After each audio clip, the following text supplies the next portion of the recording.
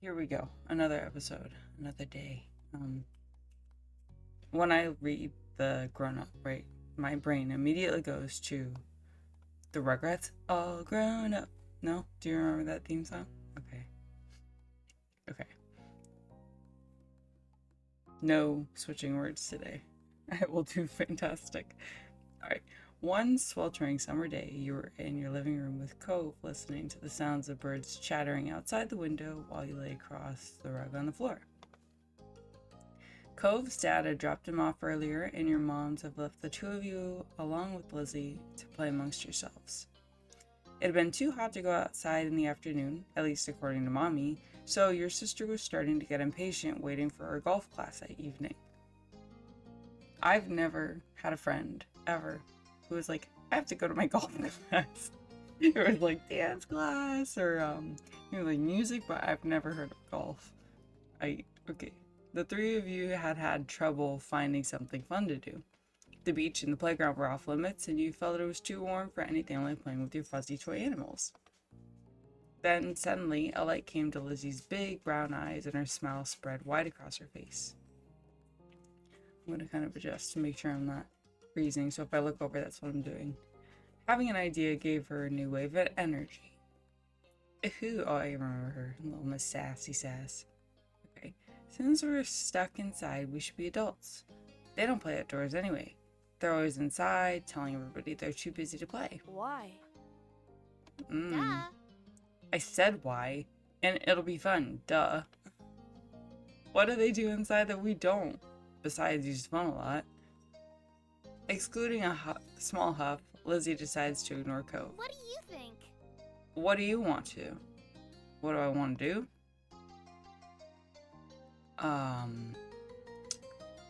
I think we could come up with something more fun. But that's what I'm going to do, and it's not as fun as when I would play pretend adults by myself. Do you do that a lot? What's it to you? Looking at Lizzie, it seemed, Cove felt he could understand where she was coming from, and he sighed. Do you really not want to play, Evie? It was clear he wanted some way out, but still felt guilty about it.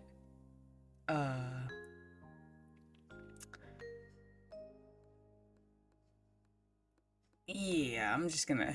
You look down at your hand, still unsure. Apparently tired of waiting for you to make up your mind, Lizzie sighed. Fine, go play over there, Evie. You flinched from a raised voice. It definitely wouldn't be fun to join now. Me and Cove will do it ourselves. It's decided. He looks back at you regretfully. I guess. Poor dude. Man, that sucks. Okay. Now, go on. Nodding goodbye to the two of them, you trailed off to find something else to do. Like you promised, Cove stayed put with Lizzie for the next couple of hours while you... I would probably read a book. You could hear them talking as you sat with a book by the window. You opened the picture book in your lap and immediately got lost in the story. It was about a little donkey who grew up on a farm, making friends with all the animals and pretending to be like them. You liked the part where she swam around in the pond with the ducks. It always made you laugh. You finished that book and went to get another, but before you could choose one, you noticed that Lizzie and Cove's voices were getting much louder. Curious about what was happening, you craned your neck to hear them better. I actually started to crane. I started to crane my neck already. Just out of curiosity.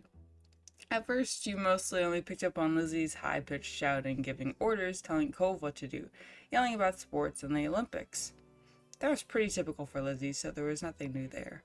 But you started hearing Cove more and more as time went on. It sounded like they weren't having a very good time. I would definitely see if I could intervene to help him escape. You abandoned your cozy reading spot to go check on what was happening with them. Hey, is something wrong? From up close, you could see that your sister was red-faced and pouting, while Cove mostly just looked confused. Neither one paid you mind. Cove. Shut up, Cove. You're being so unreasonable. You... I don't get what you want. This game doesn't make sense.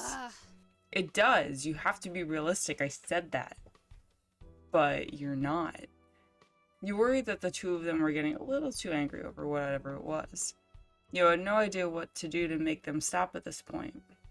It seemed like the two of them would just keep working each other up as long as they could. Had the two of them been arguing like this the whole time? Thankfully, like a greeting card angel, Mom walked into the room. Her face, she looks like a guppy. Lizzie rushed to her, hanging on to the hem of her shirt and poking out her tongue at Cove. Oh, okay, I got it. Like, okay. Lizzie, Evie, it's time to get ready to go. You alright with that? Sorry, you have to leave already, Cove. Their mommy says she'll... What? Oh, our mommy. My mommy. Okay. My mamacita. Okay. Sorry, you have to leave already, Cove. Their mommy said she'll walk you home so you won't be left in the cold. How gracious. Cove was still glaring at Lizzie, his face flushed red with anger. I can go by myself. But... Bye. Oh. Salty. Okay. There was still a harsh edge to the brief farewell, but you knew it wasn't you he was mad at. Without giving Mom a chance to stop him, Cove stood up and stalked out of the room, shoulders drawn tight. Huh? Okay. Worried, Mom turned down to look at you and Lizzie. You two were playing nice with our new friend, weren't you? I'm gonna tell the truth. We were playing pretend and things got intense. They were like cats and dogs. Your sister's jaw dropped, looking betrayed as Mom put both hands on her hips. Elizabeth, I told you to be kind to him. He's having a hard time right now. Lizzie's mouth closed back up, replaced by a tiny frown. I know. I tried, but he was... That's enough. No buts. We both knew you could show someone a great time when you put your mind to it. We're going to apologize to Cove and his dad over the phone when he gets home from work tonight. Lizzie hung her head, dragging a foot across the ground in front of her. Okay, Mom. Good girl. I hate when people say that. I don't know why I won't even say that to my animals, like to my dogs. I say, good job. You caught pieces of Lizzie sulking to herself about how it was his fault too, but it was over. Right. We better get a move on. Let's go. Let's go, kids. Nolani? Is it Nolani? Nolani, where did you leave the car keys? Ooh, she a clean car. It's like a little sedan action, little stick shift action, or is that not stick shift? They have a lot going on there with like the controls. Do you see those buttons under the radio area? But those seats looks like you'd be like leaning all the way back. What is that song? Lean like a cholo? No, it's like to the side, right? I have no idea. Google it, right? Okay. Mom hustled you all out the door, and you noticed during the car ride to golf practice, I forgot about golf practice, that Lizzie was quieter than usual. She was usually the first one to request music to listen to in the car, but she didn't say a thing. Your parents noticed she wasn't in the mood to be bothered. They gave her space, and Mommy just asked you what you'd like to listen to.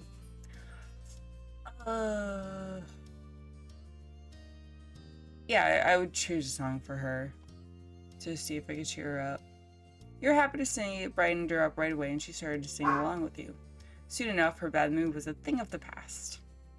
When the car ride was over, you spent the twilight hour watching Lizzie hit things with other girls her age. I feel like that could have been phrased like a little bit differently. You didn't know how much about golf, but you could tell that she really liked it, so you sat with your moms and tried to puzzle it out. It was nice sitting outside after being cooped up in the house all day, and you stretched out your legs to let the last few minutes of sun warm your skin.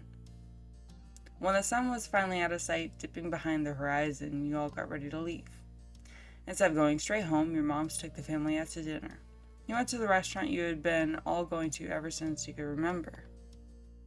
Earlier, you only caught the tail end of your sister's argument with Cove, but you could kind of tell that this all helped Lizzie be less angry.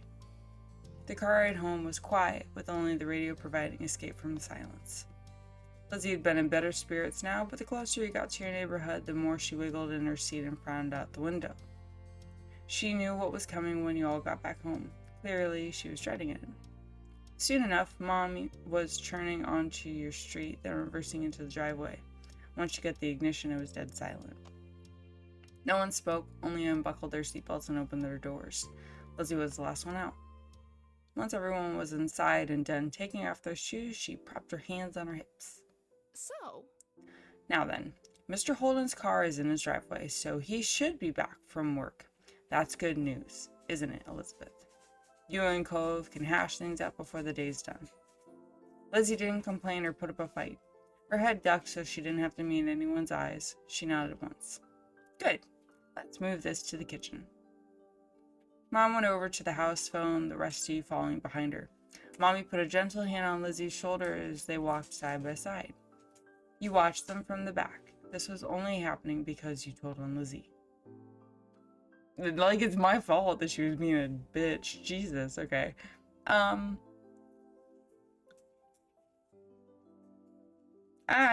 feel a little bit guilty because, like, she is my sister, but it's fine. I feel like she was not correct. Oh, while I'm about to take a swig of coffee, look at my cute ass mug, because it's ignore the coffee stains. That's gonna happen regardless. I don't care. But I got it from Target for like $5, and it is microwave and dishwasher safe. However, when you heat this bad boy up in the microwave, it gets really, really hot. So buyers beware. You can still remember the look on Lizzie's face. There was no doubt she felt that way about it. You and your sister didn't always get along, but you cared about each other. This wouldn't change that, you thought. The four of you stood around the kitchen in a lopsided square. All eyes were on Lizzie, who kept her gaze on her feet. Is that Nolani, then? You remember the number for Co's house, don't you, honey? Lizzie jerked her head with another nod, sullen. Without further prompting, she stepped forward and began to dial. Bring, bring. Mom reached over and pressed a button on the base. Suddenly, you could hear the phone ringing. She turned on the speaker. The phone rang a couple of times and stopped. Mr. Holden's warm voice came through the other end. Evening. Holden residence. Lizzie looked over at Mommy, unsure. She nodded encouragingly. Yeah. Hi, Mr. Holden. It's, Lizzie. Can I talk to Cove? Absolutely. Lizzie Peasy? What a surprise! But of course you could say hey to the boy. He sounded cheery as usual, though definitely meant it when he said it was a surprise. You thought hard and were sure that your sister had never called Cove's house before. Mom spoke up before Mr. Holden or Lizzie could say anything more. Her arms were crossed over her chest, her lips pursed. Hi, Cliff. Nolani, Evie, and I are here too. Good evening. We're sorry to bother you so late. Hi, Mr. Holden. The gang's all here, huh? Is something the matter? His voice grew a bit concerned. Mommy was quick to reassure him. No, well, yes, but it's gonna be okay. Lizzie and Cove got into a bit of a fight today. We were hoping that the two of them could talk and make up. Is this a good time for you and Cove? What? A fight? Cove didn't tell me anything about that when I came home. It does explain the funk he's been in tonight. He chuckled lightly. Despite that, it didn't seem he really thought it was funny. Anyway, it's good you didn't catch us at a bad time. I'll go grab him for you. There was some shuffling on the other end. He must have not gone far because you could still hear him calling out. Cove, there's someone on the phone for you. After a beat of silence, there was more muffled talking from Cove's dad. Come on, bud. Lizzie called just so she could talk to you. Are you sure? Evie's on the other end listening too. Don't you want to say hi? It took a bit of back and forth, though the conversation seemed one-sided since you couldn't hear Cove properly. Eventually, Cove took the phone from his dad. Hi. Hi. Okay, hello? Hey, it's Lizzie. Yeah, I know. Dad told me. Cove's tone was defensive. Lizzie turned to Mom, scowling. One stern look from her, though, and Lizzie turned away. Sorry. I just called to say, I'm sorry for not playing nice with you today. I won't do it again. Lizzie's eyes were downcast, her voice low. You could tell she felt uncomfortable apologizing to Cove in front of everyone. She was still being genuine about feeling bad. Well, that's good. Cove must have realized that too because he said quietly, Okay, I guess I'm sorry too. A sense of relief washed over everyone his acceptance of the apology. I said I was going to do better. I completely have plummeted downwards, though. Alright. Mom uncrossed her arms while Mommy's shoulders relaxed. Lizzie's eyebrows raised up. You wondered if she thought he'd refuse her apology. Dad, can I get off the phone now? You couldn't see him, but it was obvious that Cove felt awkward about the situation. He'd come off uncomfortable the entire time, really. Yeah.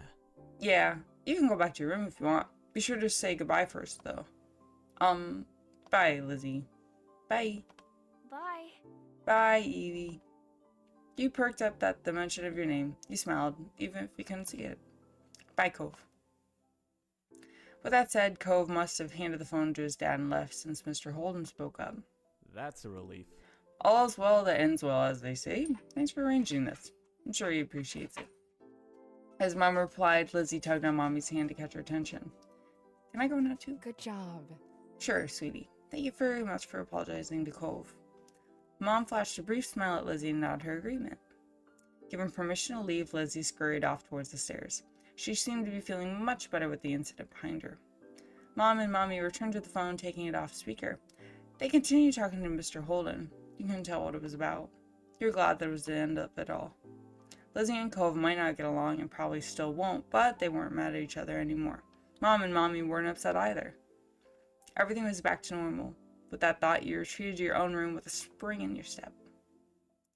I feel like I should have apologized to Lizzie.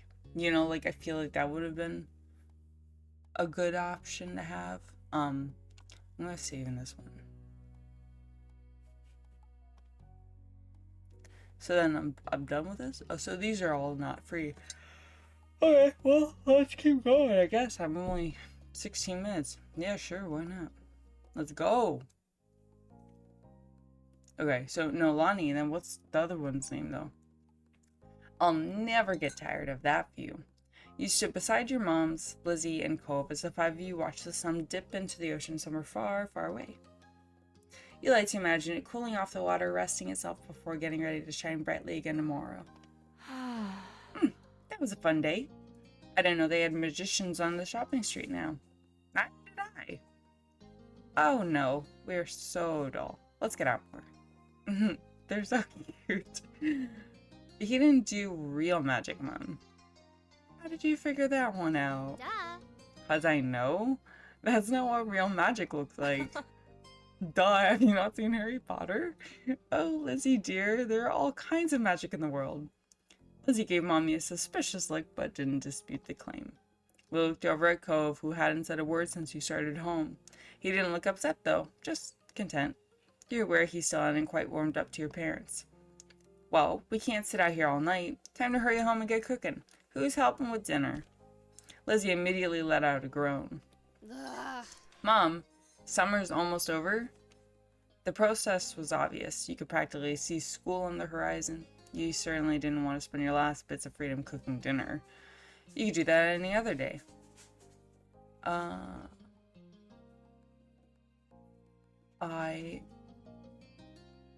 Lizzie may not want to, but you plan on going home. I'll put my puppy dog eyes on, sure. I love how the one mom is like, "Bah." Oh, don't look at me like that. Like what? Please. Soon we'll have homework and reading to do. We can't do work now, too. Lizzie made her case and stomped her foot into the ground. You mimicked her, feeling that would add something to the argument. Well? No.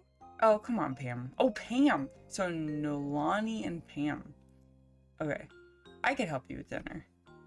Mommy leaned in for a hug and you knew that you were very close to victory. Okay. Alright. But as soon as dinner's ready, you lot are coming inside. Understood?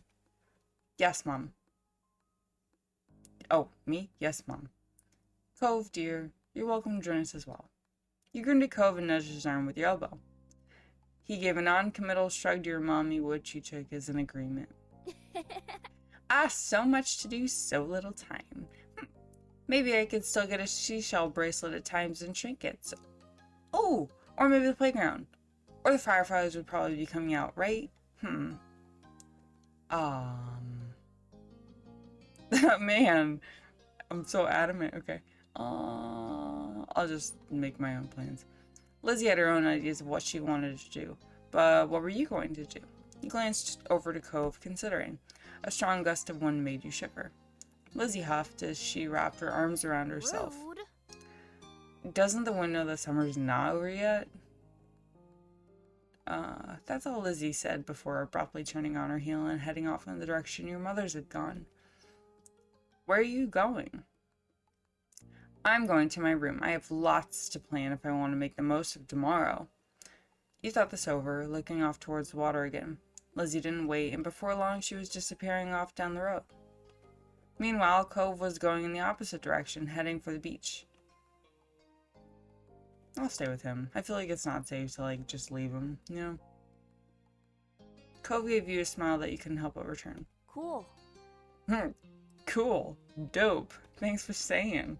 He made a little gesture that you interpreted as, follow me, and then started heading towards the waves. Cove knelt down, picking up something he quickly identified as a smooth rock. He reared his arm back, then tossed it out into the water.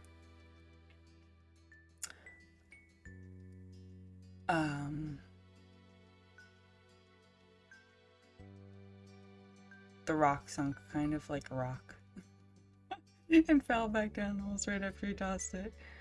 It was a good toss. That was pretty neat.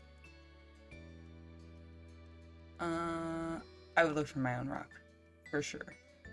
Deciding to join Cove, you searched nearby for any rocks or shells that you could throw too. You found a shell that would suit your purposes, a smile growing as you tossed it as hard as you could. It landed with a wet-sounding thunk a few feet away and slipped down into the water. When you looked over at Cove, you didn't seem to notice that his throw had been more impressive. Cove was looking down at his cast, scratching idly at the pink surface even though you were pretty sure you couldn't feel it. His brows were furrowed and there was a frown on his face. It's not fair. I've had to wear this cast for ages. I can't even swim. Yeah, where'd you get it? When did you get it off? He shrugged and didn't say anything. For a second you thought maybe he didn't know, but he finally sighed. A few weeks. I didn't think a few weeks was that bad. Maybe for a kid it is. His cast would be off for most of his time at school. He'd be able to play normally at recess, and you sometimes got to go swimming during the school year, so maybe he could make up for lost time then.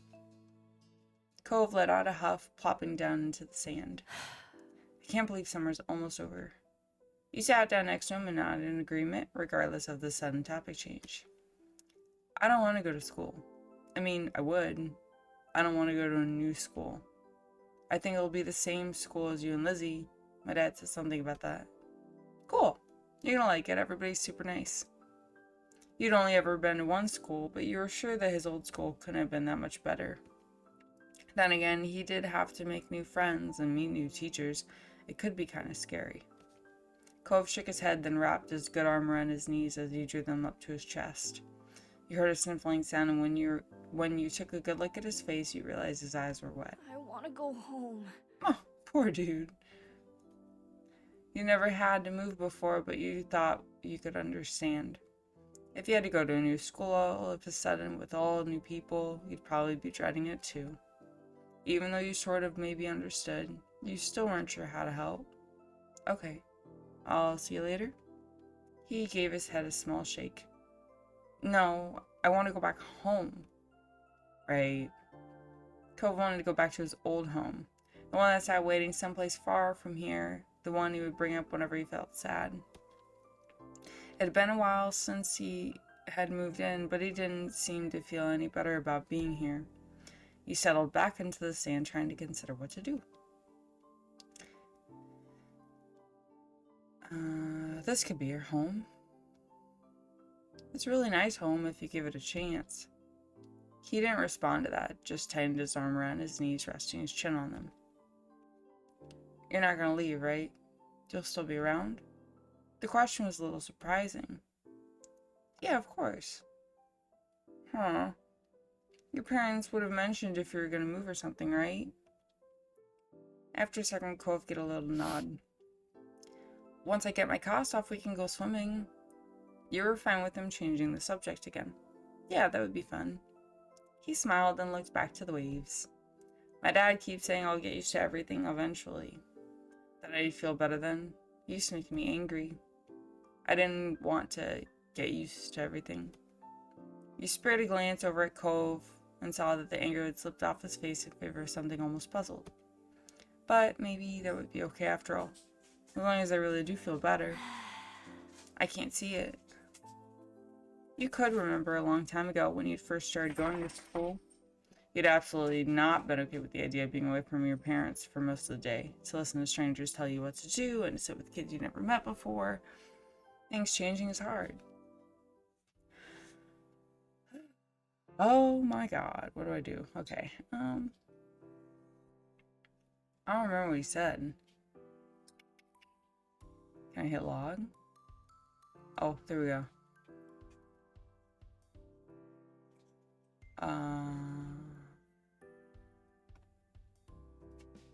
I don't know. I'll make sure you do. Okay. Cove laughed just a little, but you grinned, proud that you were able to drag one out of him when he was obviously feeling down. Even still, a second later, his eyes got a little misty once more. You got the feeling that they were different tears than the ones from before, though. I hope, next summer, I'll surf and go exploring, and everything will feel like it's supposed to again. You will. It will. The two of you sat quietly, just taking the sounds of the waves. You hoped that Cove would be able to accept this place as his new home. You definitely tried to help in what ways you could. There were so many wonderful things here Cove probably hadn't even seen yet. Lost in thought, you stirred a bit when you heard a faint, familiar sound. The sound of your mom shouting your name. Oh, the fear that brings. You looked over your shoulder, realizing it was probably time for dinner. Time had really gone by fast. You stood and dusted the sand off yourself. My mom's calling. It's time for dinner. You should come. He looked up at you, expression screaming reluctance, yet, ultimately, okay. When you smiled, Cove returned it with one of his own. Evie, thanks. Thanks. It was nice. Is he saying this to me? Or is this just in my head? It was nice, where you were right then. But the two of you couldn't stay there in your own little world any longer. You were being called forward. Ah, okay, it was in my head. And I am the narrator. So the both of you ran off towards your house, leaving the waves and summer behind. Ooh, little, what are those things called? Not Dreamcatcher. They're like dandelions, they're like wishmakers. In between. Oh! Aha! Aha! Aha! Ha ha ha ha. Okay. Is this what I... Oh. So I could change my hair. I can't change any... Oh, I could change my eye shape, but I can't change my color? That seems unusual. Oh. Oh.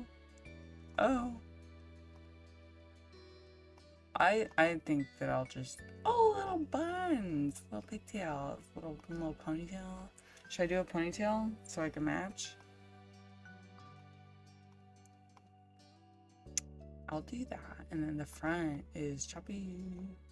Locks side. Wavy. Oh, I don't know why this reminds me of Dragon Ball Z. Kamehameha! What the hell? Who does this remind me of? Oh my god, there's a character. I don't remember it. Okay. Oh, a little braided front. That's super cute. Flowy, blunt. I can't fast forward through this. I'm not going to. You guys are just gonna have to deal with my indecisive. Is this just repeating it? Swept curls, beaded. Oh god, I'm so lost. I don't get it. Oh, my back to the beginning. Kinda. I'll just do this one. Okay, I'm so sorry. I'm done. I'm done. I'm done. I'm done. Okay, change page. I don't need to do this. I don't need to do this. I already did this. Just gonna... Okay. Oh, I'm done. Yeah, I'm done. Cool. Oh. I forgot what this means. Damn. Okay. I am fine with him. That's fine. And then I would say that I'm relaxed. I would say I'm pretty relaxed though. Yeah. Oh, you can choose to customize Cove or yourself or let his prior experiences determine it. Oh. No, I don't want to do either. Oh, shoot. Okay, wait. I'm gonna stop here. I feel like this is a good stopping point.